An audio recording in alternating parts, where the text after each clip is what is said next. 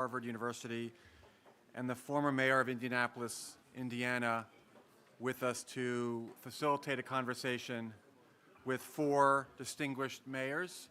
I believe three of them are with us right now, and the fourth will join in a few minutes, and they're all getting mic'd up.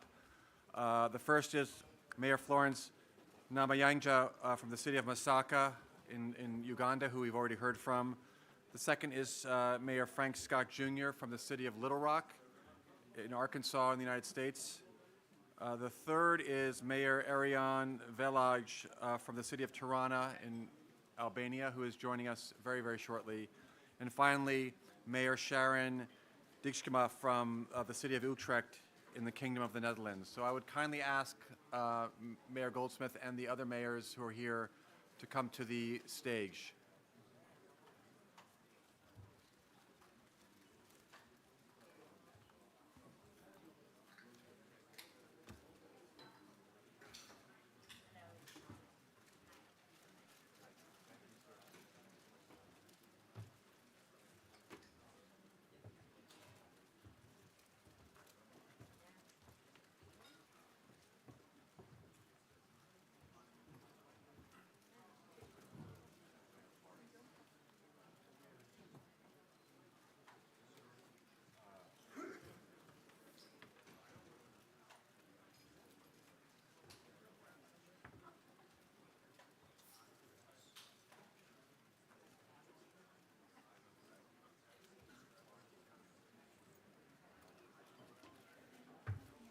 Mayor Steve Goldsmith. Frank Scott Jr. Nice to meet you.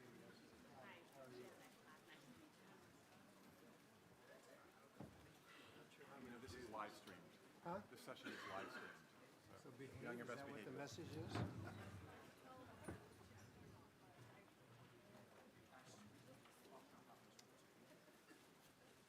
Podium's in the way, isn't it? Doing all right.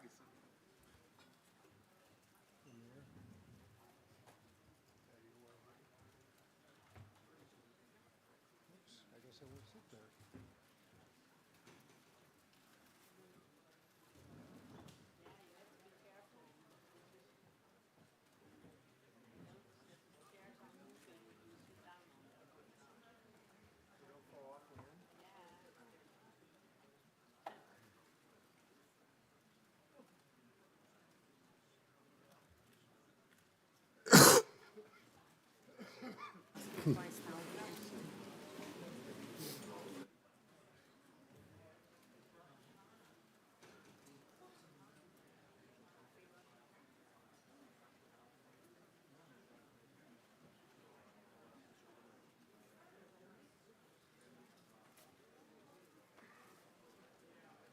You can leave. Earlier on, I said, if people want to maybe, I said, unless they could, meet outside and exchange a few words, but Are they ready to start? yes.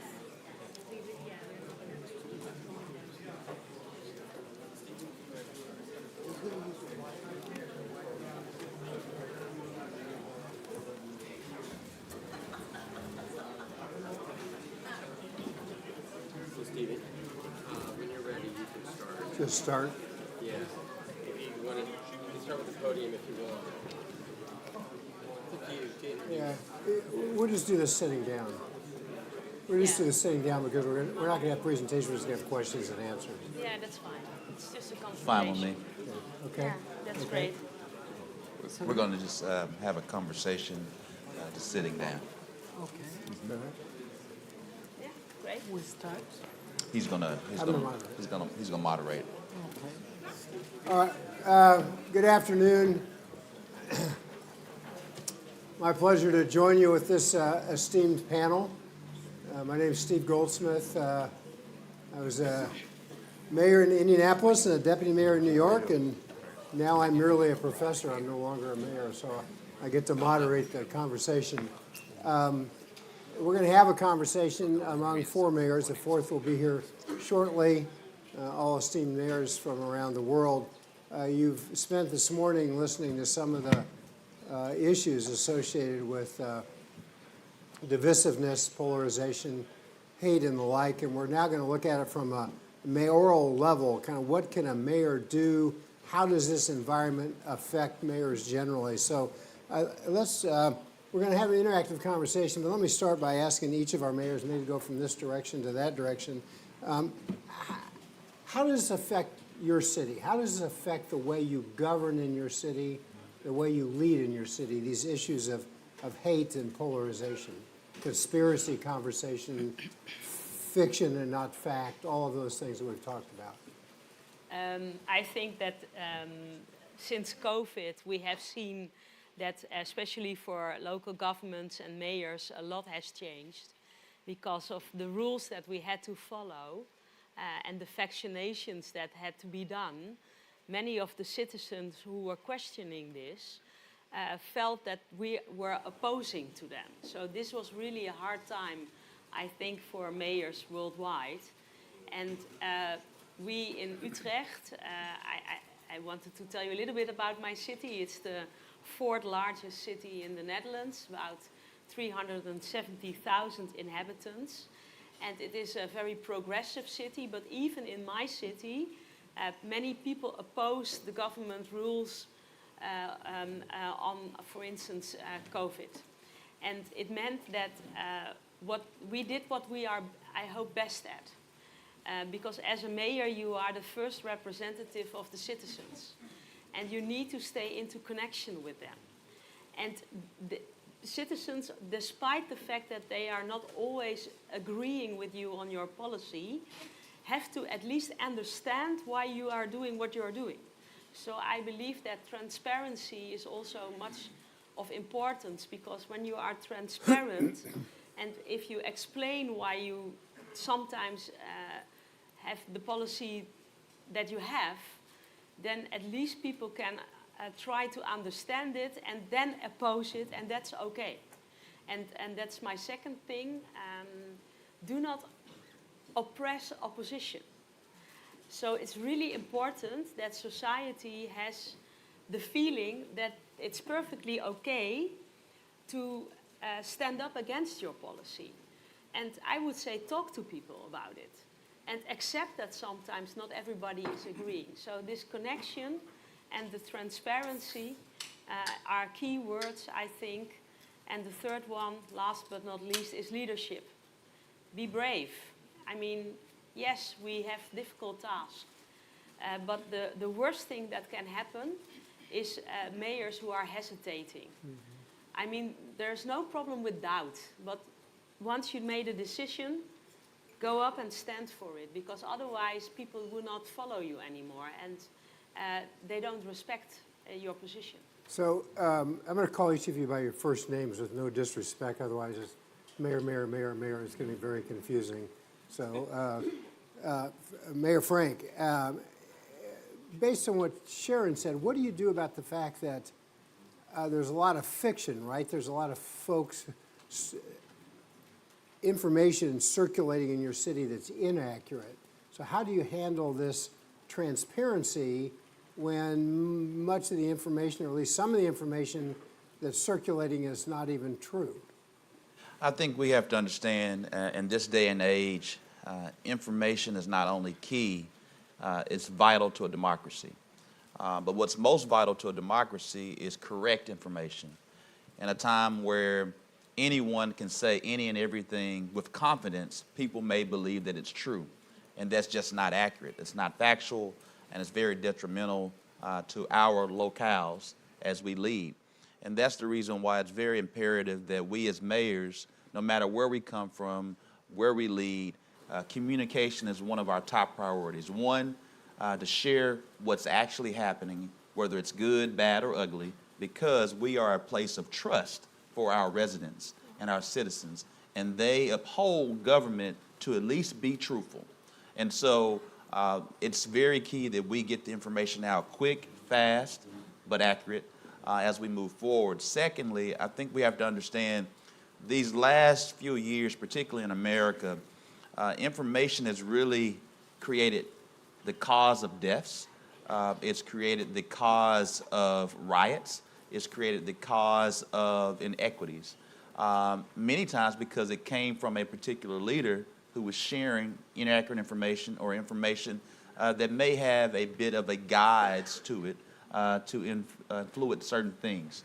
I say that from a standpoint of understanding that that type of disinformation or misinformation allow individuals who for a long time were covert, but gave them the confidence to be overt in what they actually thought. And Sharon, how did, tell us first of all, just a sentence or two about your city, and then explain how you communicate in a way that you try to have your narrative tell the truth, even though there are things circulating in your city that are inaccurate about you or inaccurate about your city. I'll start by giving you a small background. First of all, mayors are not created. Mayors come through a process. Back home, in my case, I compete for the position of becoming a mayor. I'm on the opposition, not in the ruling government. I've got supporters who support me. I have those people I compete with. And during the process, we go a long way to jump hurdles. We have our supporters who are oppressed and disgruntled, especially during the campaigns, which have proved to be very violent. The hate speeches against and all that is intended to bring you down causes a question to the people who support you and those you have won. So during the campaigns, for us, for my case, it may be unique because we compete with the state. And during that time, we get a lot of arrests, people arrested and detained to oppress. So when we talk about hate, we know it is coming from somewhere, the disgruntlement. Now, after winning, I get a challenge of what do you do for the youth who are unemployed? It becomes a bigger question because expectations are high. And when it comes to us giving service delivery, it is another challenge when the funding doesn't come the way you expect. So what have I done as a mayor? I put up a policy on garbage management to include the youth to participate, because the word has it that an idle mind is the devil's playground. So to have the youth engaged in activities reduces idleness, because they would be enticed to join groups to do extremism, but when you bring them on board, the story changes. But the question is, how do we as mayors achieve what we want to achieve with limited financing? Because we don't receive finances directly. It comes through the central government to us. We set priorities, sometimes which are not priorities for the cities. So the discussion should be, how do we as cities address concerns of inclusivity with everybody now participating in the local service delivery? Frank, how do you go to, back to you, Sharon, in a second. This issue of inclusivity, obviously, and equity is important. Where does the hate speech come from in your city, right?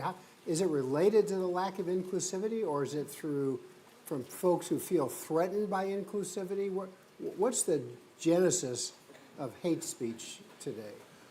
I would say that's a very far-reaching question. I'll try to drill down. I'm the proud mayor of the city of Little Rock, Arkansas. Within the civil rights movement, the Little Rock Nine, which were 9 young teenagers who integrated Central High School, that really created educational equity and equality within these United States of America, where then at that point in time, they tried to walk into the steps of Little Rock Central High School.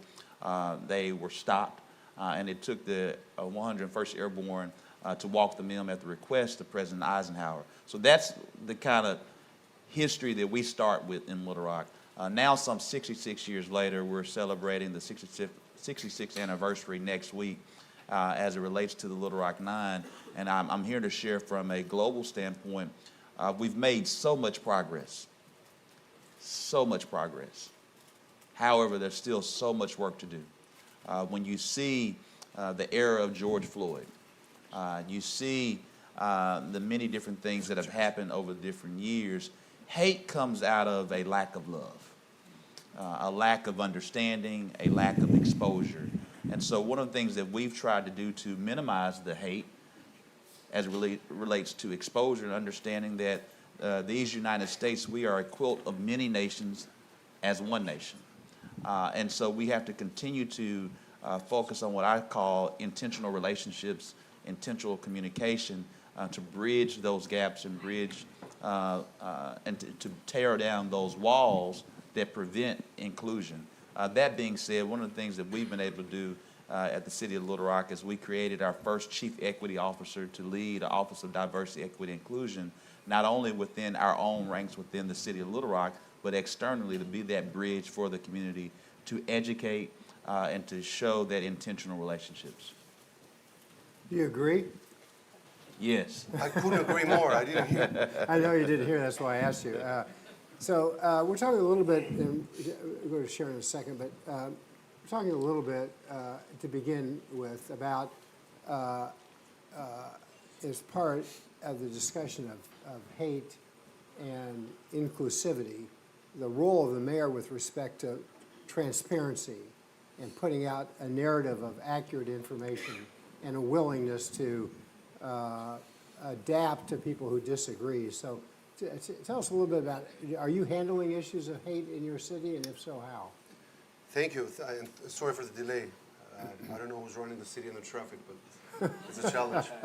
But jokes aside, I was coming here, I was reading an essay from Umberto Eco. I don't know if you know The Name of the Rose, and beautiful pieces of writing from this Italian philosopher.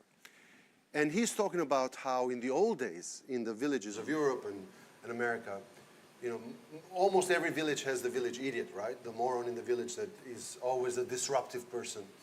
So he said in the old days, everybody knew who the idiot was. And as he was coming down to the piazza to have espresso at the church, you know, everybody was trying to avoid the idiot. So the idiot couldn't sit in the table. And he said, but now the village idiot has Facebook and Instagram. So now the village idiot not only sits on the table, dictates the conversation. So I think this metaphor on how we used to do it in the old days, and now you cannot avoid but to be confronted with the flat earthers and the other morons who thinks that there's a chip in the vaccine and whatnot. So I think there's several ways to deal with this. First, we need to go back to the basics of the village. I come from Tirana. Albania was the most isolated country in the world. It was the Pyongyang of Europe, so to say. And in '67, a psychopathic dictator got so enamored with the Chinese Cultural Revolution that he banned religion, and officially the only country in the world with atheism in the constitution. And not only that, but destroyed thousands of churches and mosques and put everybody to prison, mostly the clergymen, so imams and priests and pastors. But out of that crisis, like the Chinese word for crisis, you know, there's two strokes. One is danger, of course, when terrible things happen. But the other stroke says it's an opportunity. So out of this terrible story, Christians and Muslims, and especially the clergy, they served 30 years in jail. They became brothers when they came out. So they built out of this crisis one of the most unique coexistence relations, and also going back to the traditional village where brotherhood and fraternity did matter for the coexistence. So we fight about a lot of things. I'm not saying everything is perfect, but religion, which most countries go to war about is definitely not the issue, the religious harmony and working together. On, and I'm talking here about sort of religious conflicts and how we've dealt with it. So it's almost a given that every Christmas all the imams will go to church, and every Ramadan all the priests will go to mosque and pay back, and also use the fact that most of our families now are intermarried and foster this coexistence every day. And based on that, we've also worked on other initiatives. Now, there's a lot of mayors and a lot of politicians who try to avoid the village idiot because you don't want to be confrontational. In this country, I grew up in this country. Everybody says, oh, it's freedom of speech. You can say any stupid and offensive thing you want. And forget that this has consequences. So in our experience, confrontation, civil confrontation is more important. You sometimes, all of us, sit in the media and, you know, the journalist says, well, now we heard from you about science. Let's hear about how the earth is flat, you know, because it's the freedom of opinion. And you have to call them on this. This is not freedom of opinion. We can have different opinions, but we cannot have different facts. You know, if I say it's raining outside and someone says it's sunny outside, this is not two sides of a story. Whosoever moderates the discourse should get, you know, the head out and say, look, I checked, it's actually sunny today.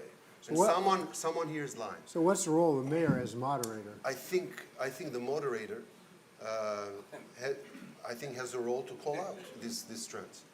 And I think in our city and the way we've worked, calling back to tradition, but also using this crisis, I think it's really important to be vocal and to be a spokesperson of common sense.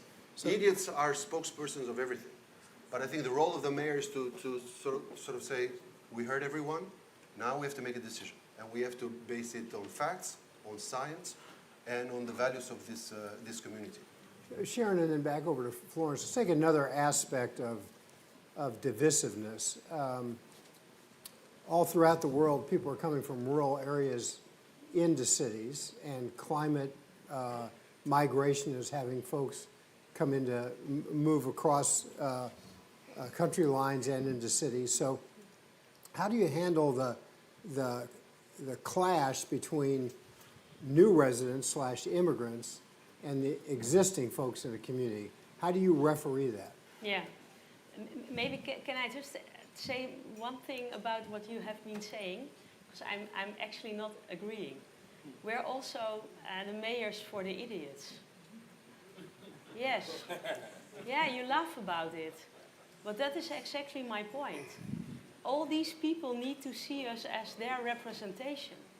And so what really is important, and now I come to your question, is that you always try, of course, facts are facts, but to stay into connection with people.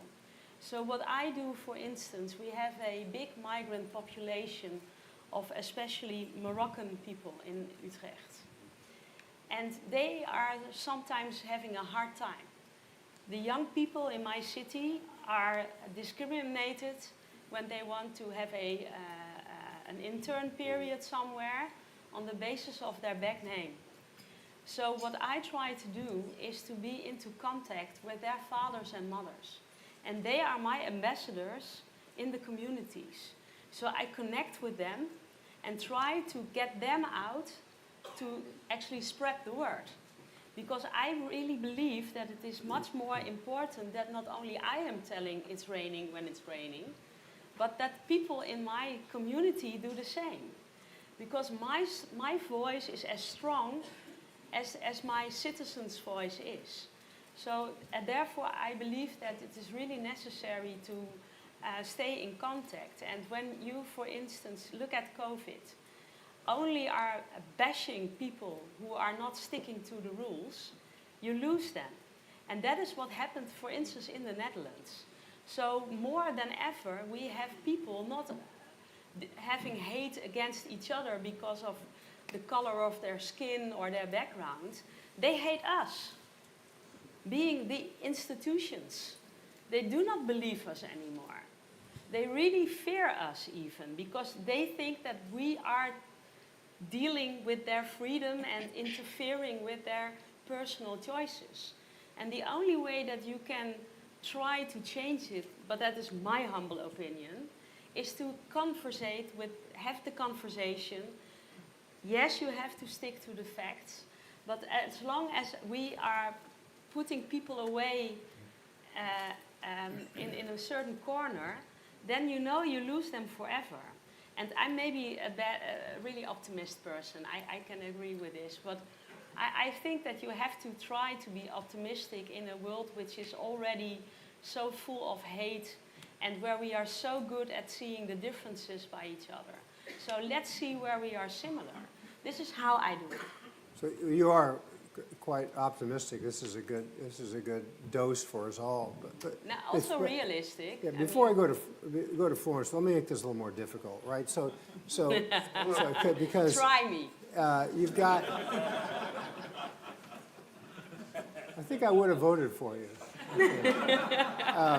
So you've got you have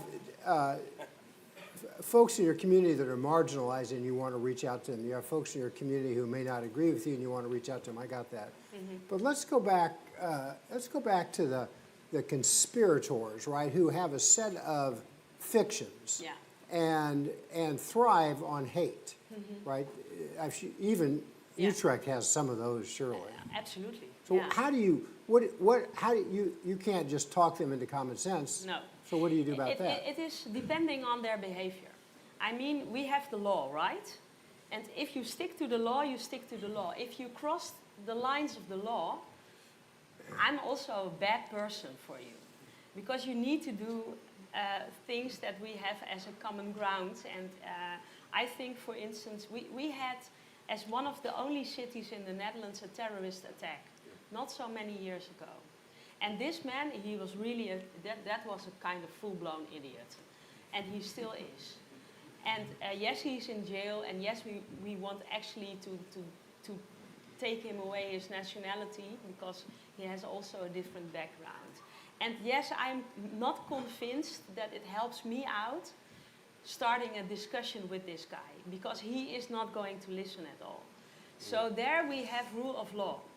And what we try to do, for instance, when we have extremists in the city, it used to be on most of the time the Islamic part. Now we see we have extremists who are not accepting us as being the rule of law anymore. They want money, but they don't want our regulation.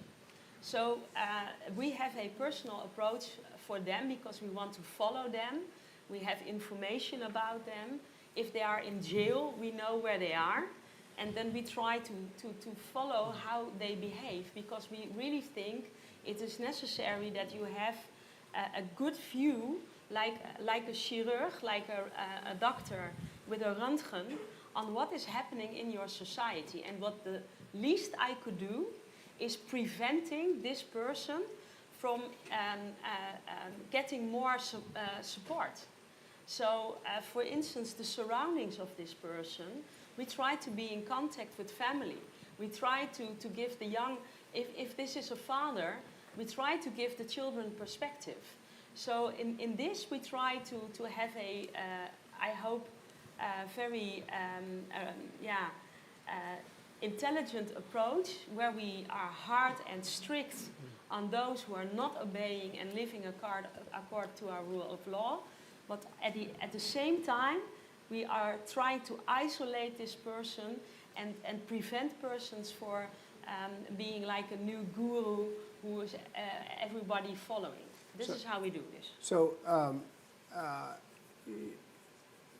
Florence, do you have new immigrant? You said your party is you're from a different party than the national. So, how do you deal with these acts of I don't know, is it fair to call them hate that'll be direct, or violence directed towards you, right? Does violence affect the way you conduct your life as mayor? Very much. In fact, the cause of resistance comes from what people want to see, what they want to hear. You cannot be having a president in power over 35 years, coming to 40 years, and you expect everybody to be saying yes. Some people are disgruntled because they look at things from a different perspective.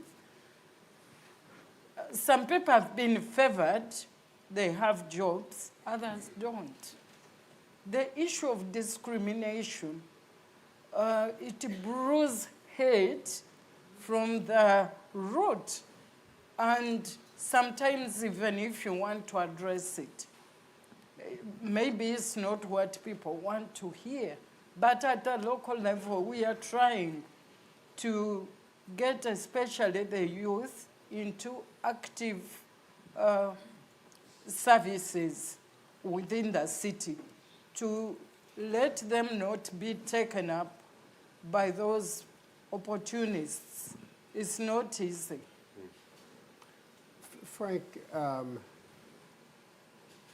so the general theme here is kind of how do you, mayors are pragmatists, right? They have to do stuff every day, and they have to do it inside these conditions, right? Have you noticed a worsening of these polarization, and what's the role of race as it relates to leadership, and does that make it more difficult? Does it make it less difficult? Do you get outside influences coming into your city? Yes, I think race remains prevalent in the United States. As I shared earlier, in Little Rock, and we understand the civil rights history with Little Rock 9. We're celebrating 66 years this coming Monday. I'm the first elected black mayor of the state's capital city when I was elected on December 4th of 2018 and re-elected in 2022. It was historic, being that in the state's history there had never been, or our state capital city's history had never been a black mayor before. And so I state that from the standpoint is, while there was history in winning that re-election, I'm the mayor of the entire city. I just happen to be black. So I'm the mayor of the black community, the white community. I'm also the mayor of the Hindu community, the Muslim community, the Jewish community.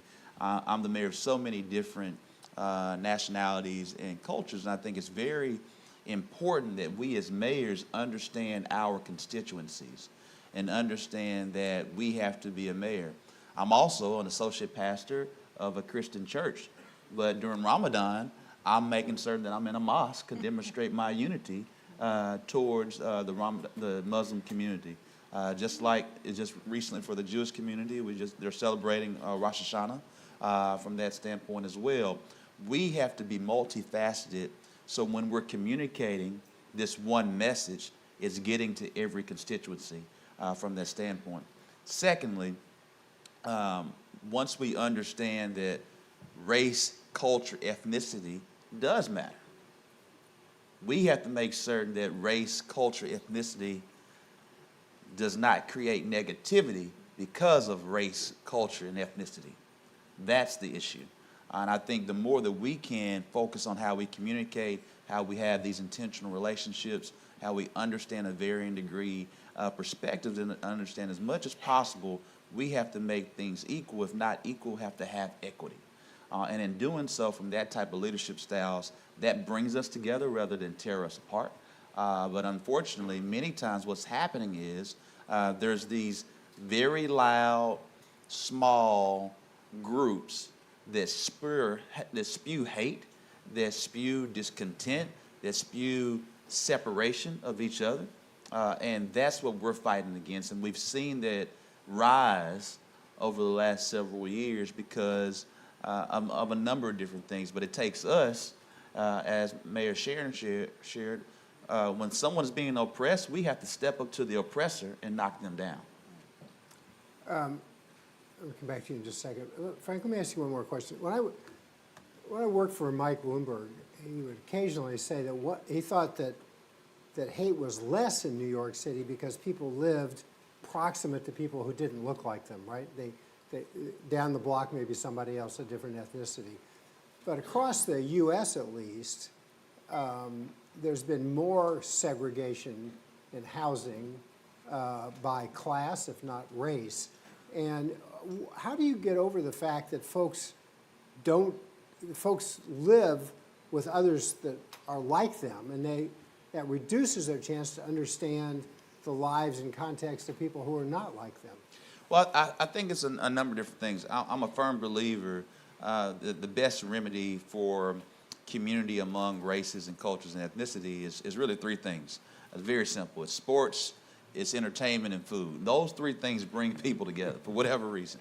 However, there's a clear racial wealth gap in America. There's a clear affordable housing crisis in America. Americans are still fighting through the redlining of yesteryear, where literally there were areas in all of our respective cities in America that literally were segregated based off of race. And so what we have to do as leaders is do all we can to focus on affordable housing, focus on how we close those racial wealth gaps. And that's the reason why we have to be intentional of ensuring that our dollars that we spend are reflective of the communities that we govern and that we serve. And then most importantly, I think we also should understand that right now, from a mayor's perspective in locales, 55% across the world, the largest population are in cities, not in rural areas. And so it's projected the next 4 to 5 years to go from 55% to 68%. You look in Little Rock, and we're a microcosm of the United States. We're both rural and urban at the same time. We're the largest city in a small state, but we have a global majority of 57%. What does that look like? 45% black, 6% Hispanic, and another 5 to 6% Asian Pacific Islander. We have to come to terms that our nation, our world is multifaceted, and the best way to do that is become more intentional in our governing practices. Great answer. Erion, we had a session right before lunch that talked about land use planning and other levers and tools that cities may have to address some of these issues. How do you think about infrastructure investment and other resources that your city has in terms of how you allocate those resources to close these gaps? Well, it breaks my heart to see every time I come back to the United States that you have rich cities like New York or San Francisco, and homelessness is almost accepted like a norm. I don't see this in the debates. The war in Afghanistan, America lost about 3,000 lives. 150,000 died to this fentanyl crisis or opioid. And it's not like a big deal. I mean, it's like a norm that there's people,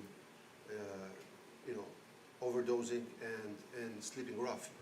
And I think, to me, this is, housing is a human right. So we're not a rich city, but no one sleeps rough in my side of the world. Why? Because it's a value of the city. And here, in that sense, I wanted to say that I have zero tolerance for idiot, because people say, oh, not in my backyard. Well, first, it's not really your backyard. It's our backyard. It's the backyard of the city. And the city collectively has to decide on how to keep up with demographic change. When communism collapsed, the city of Tirana had 250,000 people. When I became mayor, it had 1 million people. So it quadrupled. Now, clearly there's a tension, and there's a lot of hate for the early arrivals towards the newcomers. But you say, well, this is simple math. 25,000 people arrive to the city every year. Automatically, there will be 8,000 new cars and 8,000 new apartments. Now, the cars, people have to deal on their own, and we try to discourage it. But on the apartments, the city literally has to plan for 8,000 apartments, no questions asked. And in that regard, I am not willing to sit with the NIMBYs forever, because, any day you lose in my urban planning department to not provide these 8,000 apartments. Now, out of these 8,000 apartments, some are free, in the free market. So of course, capitalism works that way. But 1,000 apartments are set aside by the city for soft loans for young families who get a zero interest loan by the city. They don't want it for free, but they say, look, help me out, because this is my first year in the city. I just got married, I just had a baby, just started my job. Then we have a very aggressive, in a positive sense, social housing program for people who can't afford the soft loan scheme. And then we pay thousands of rent bonuses to people who can't pay the rent price of the market. So we say, look, tell us how much you can pay, and we will top it up. And I think no matter how rich or poor, a city should never make peace with the fact that people live on the streets. I mean, this is the most powerful country in the world. And you go at Lafayette Park in front of the White House, where the most important, or at least most powerful person in the world sits. And it's a tent city. And somehow some societies have become completely numb to this. And it's okay, it's part of the scenery almost, paysage. And I think in that sense, not only at the political level, but our urban planners also need to be activists in that role and understand that their job is not to work on AutoCAD. Their job is to help families thrive. And in this mission of helping families thrive, their role is to be solid urban planners for at least 8,000 apartments every year. It's almost a task, a given. Good answer. Let me, Florence, and then, yeah, you had a lot of applause lines there, really, if I were Florence and then Sharon, how do you use your resources available to you? If resources voice, resources money, resources planning, resources transportation, education, how do you use the resources available to you to produce a multidisciplinary approach to prevent extremism? Yeah, of course we set priorities at our local level. Just a little louder. We set our own priorities. We have budgets. When we get the resources, we share with the communities on what we are going to do, especially in planning and looking at what we have to use. Giving a feedback and sharing information is always important with the communities. We have engagements which are on a quarterly basis. We go to the communities to share with them, and they also tell us where they think we should invest. Given the uniqueness of cities and funding, our city is a new city. It was formerly a municipality, now elevated to city. We are in the planning process and, of course, meeting so many challenges of meeting the needs of the people as they want. What we do is that we put the money where it's the most needed, so that we unequally invest in the city. And it means that not every part of the city is regarded the same. And we have one area, for instance, where we collaborate with national government. We also get some extra resources for them.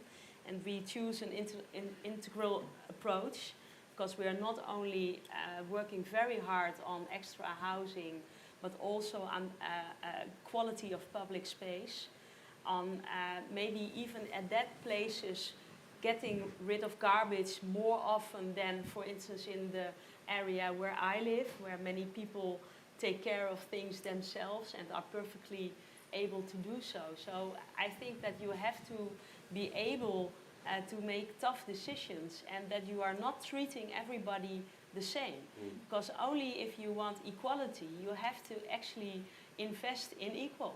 This is the recipe, and yeah, that's not easy, because you have to target which are the places that people need us the most, and you have to do this for over a longer period, like maybe 10, 20 years, and you have to do it in every sense of your policy. So not only on housing, on your public space, on, for instance, making concrete areas more green, in having the best schools with the best paid teachers at those deprived areas where it's needed the hardest. So this is, I think, a recipe which you can use. I want to take a couple audience questions, but let me ask you and Frank quickly. So do you map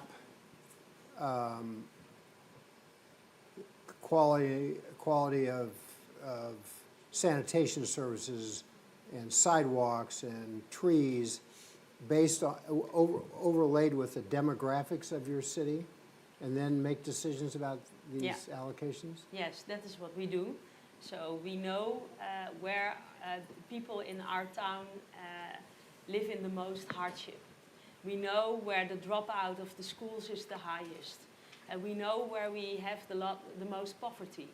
So this means that these places are places where we have special recognition. And for instance, one of those areas one of the aldermen together with me is having an extra responsibility, and we do not do this by ourselves. So we use the community and community leaders also to talk through with us what kind of policy is needed most.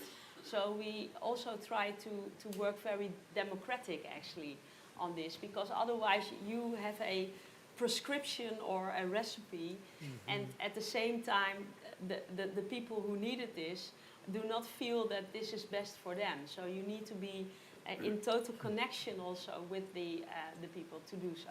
Frank, can you do this politically, or do you get in trouble? I get in trouble a lot. That's what mayors are for, right? I think one, I want to kind of center on that America's mayors, over the last several years, you've seen this ardent focus on equity. And from that standpoint, when it gets down to the baseline level, I think we have to know that equality is just a baseline. It's just a baseline. And for so long, we thought equality was the aspiration. And so equality is the baseline, and really the aspiration is equity. What do I mean by that? We at the City of Little Rock, we have a number of our entire lens on how we govern within my administration is through equity. How do we bring equity to the forefront in our infrastructure spending? Well, hey, in Little Rock, we got about $1 billion worth of infrastructure needs. I would be less than honest to tell you that how we spend our dollars is focused on equity. The fact of the matter is it's a democratic governing system.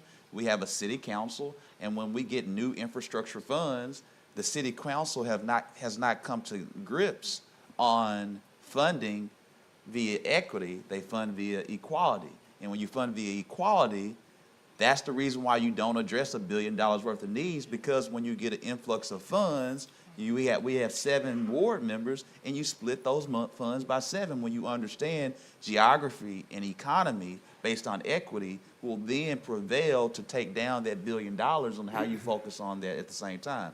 So you're seeing this rise of America's mayors focus on equity, but we are combating decades of equality, which permeates the issues that we have today. Define equality the way you're using it. A great example is if we do a $100 million bond, and we got 10 ward members, 7 councils, you divide it by 10. It's not that, it doesn't address the infrastructure equity of the issues of that area. Thank you. Let's take we're gonna have a last question here in about 10 minutes, but anybody got any questions or cross-examination? Yes, sir. Just picking up the question you used, do you really map certain elements of the infrastructure and compare with demographics of the population? We do in the city. Or are you just acting on an overall assessment where you just know? I think it's a couple different things. Since my administration, when we talk about that $1 billion worth of needs, we did an infrastructure study to understand exactly what the needs were in the areas.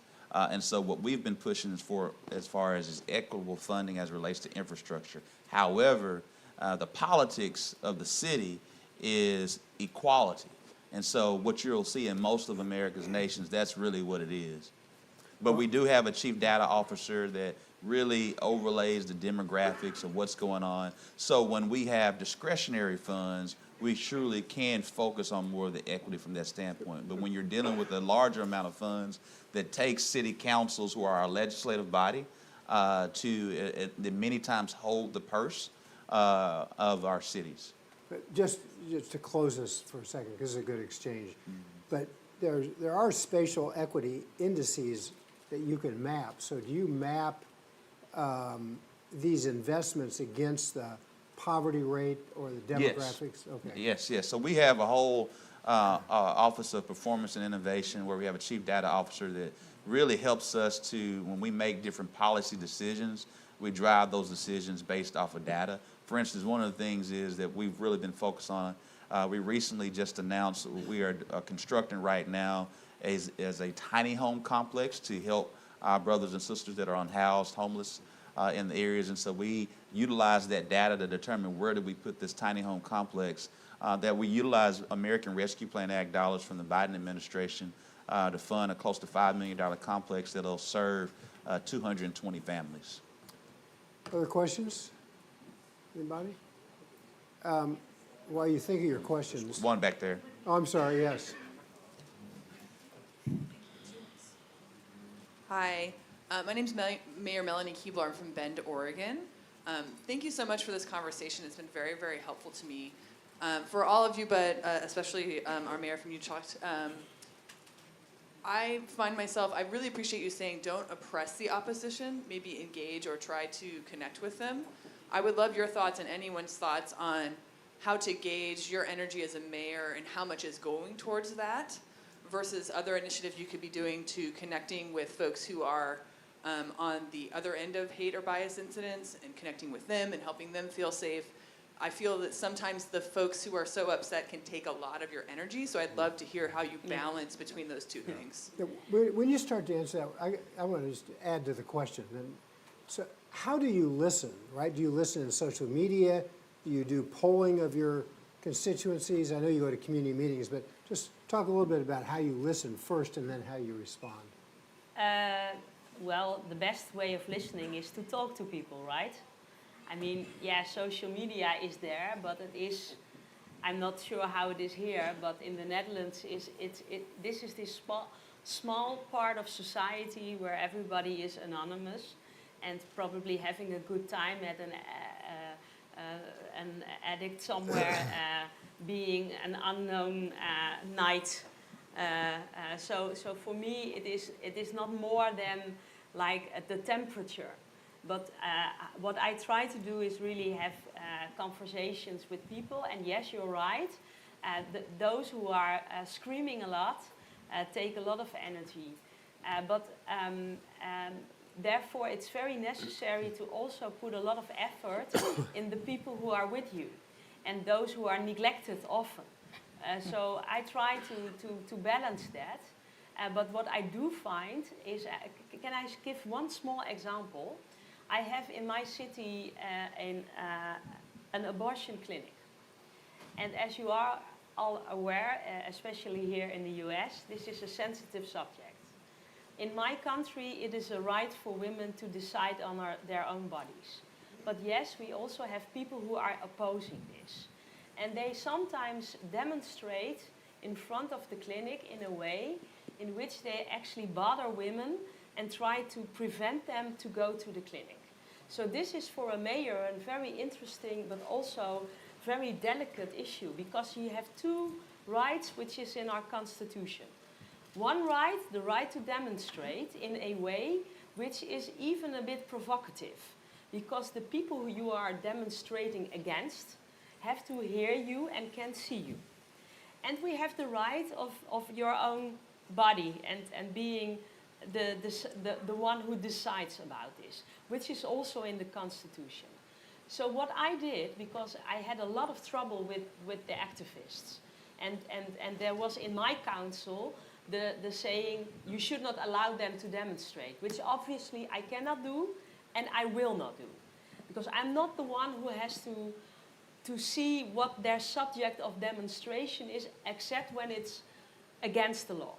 So, but this is not against the law. So what I did is I organized a meeting with the person who organizes these demonstrations. And I explained to the man, it was a man, of course. Sorry for that. It's just... It's okay. It's all right. Sometimes you have to do what you have to do, right? And I had a great discussion with him.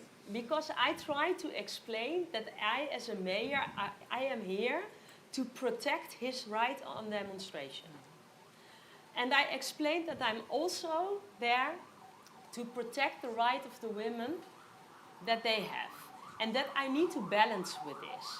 So now we have found out a new way in which he still can demonstrate, but he stops bothering and being too aggressive towards the women. So sometimes it doesn't help, but sometimes it does. And yes, that costs energy.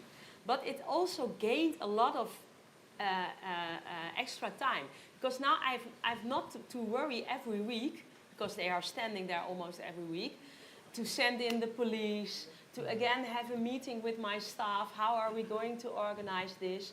So yes, this is how it sometimes works. So, Erion, I know you want to respond, but when you respond, because we got 3 minutes left, respond, and then I'm going to ask each of you, and go to Sharon next.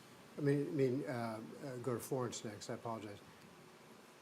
Respond with whatever you want to respond, but then say that in 30 seconds, what have you done that you're most proud of that helps reduce hate and extremism in your city? Great. So I'll tie both questions. Thank you, Madam Mayor. I was recalling when they asked Lyndon Johnson about how he survived the drama and the trauma of those years, with JFK and Martin Luther King and all the upheaval here. He had a recipe, and he said, he tells the biographer, he says, every time before I go to bed, I put on my pajamas, brush my teeth, look at myself in the mirror, and I say, Lyndon, at least you're not the mayor. So it's not going to get easier. But here's my take on that. First, I think mayors develop early on, of course, polls and all these technicalities help. I think a sense of distinguishing what is a loud minority from what is a silent majority. And I will tie it to your question. Sometimes we have to change the frequency because we always speak on the same wavelength. We were able to get so much done when we decided that we will include children in decision making. Everybody's suspicious of politicians, ourselves included. But you're not suspicious of your own child. So if it's your kid taking a bike to a car-free day, or if it's your kids that says, wait, the mayor has started this initiative that for our birthday we plant a tree, and because everybody in my class has done it, I also need to do it. Even the most suspicious conspiratorial parent says, look, maybe the mayor is part of George Soros and Bloomberg's world conspiracy, but not my child wants to plant a tree. So people are willing to understand at a different frequency some messages that otherwise they are very defensive about when we speak at the... So we started organizing classes to come and see the mayor every day. All of us have the 1 hour a day where some silly meeting could have been avoided. Try to find that before and replace it, because children are top advocates and revolutionaries, and they have no agendas. They don't vote, they don't pay taxes. So we dismiss a huge chunk of our population because we are trained to look at focus groups and what do the voters say, what do the taxpayers say about this and that. And somehow we omit and we exclude what we say it's the future. Well, the future is now. The movie Back to the Future was in 2015. So the future has gone already.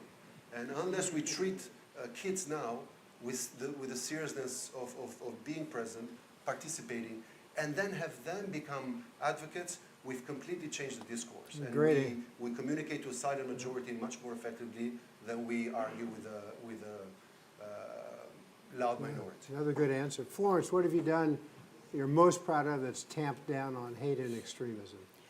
Yeah, I set my legacy goal, having a climate, clean, green, livable city.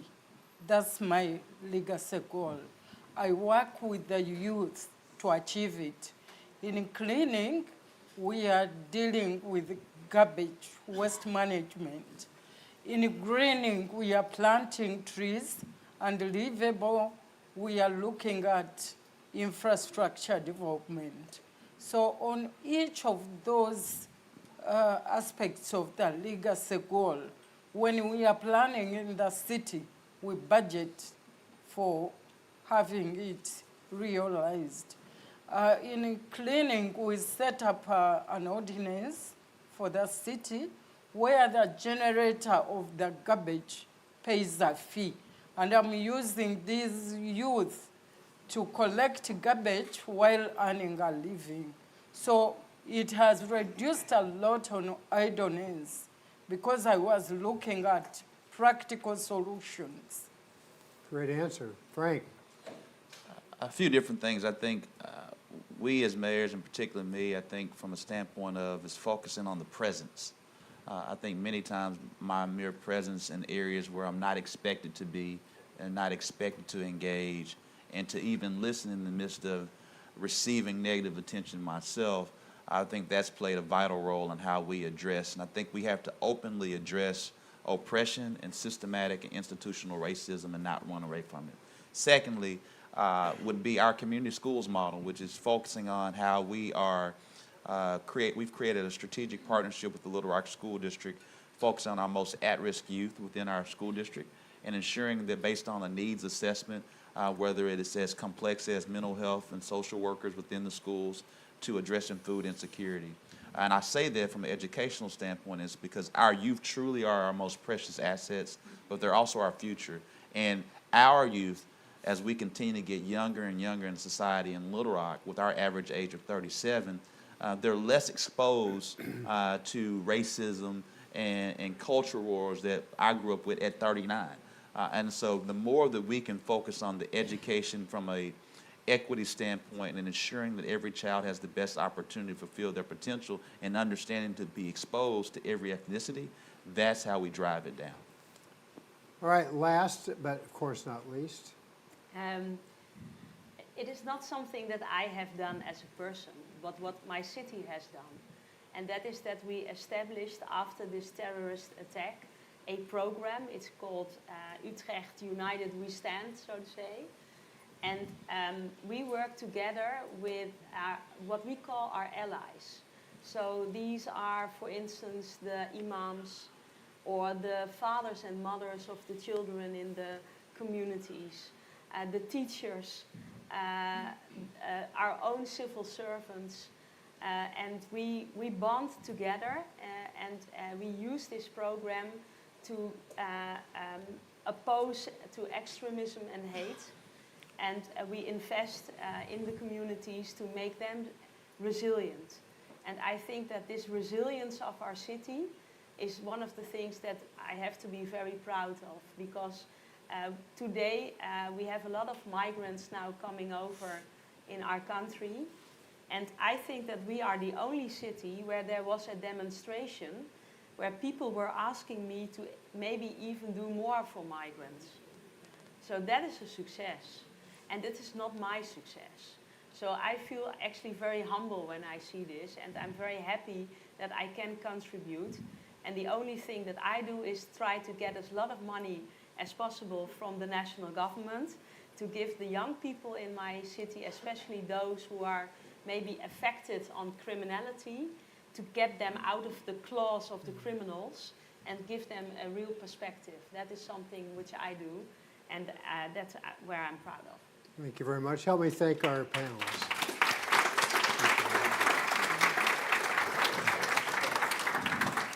Thank you very much. When Jan was Yeah. Thank you. Yeah. Yeah.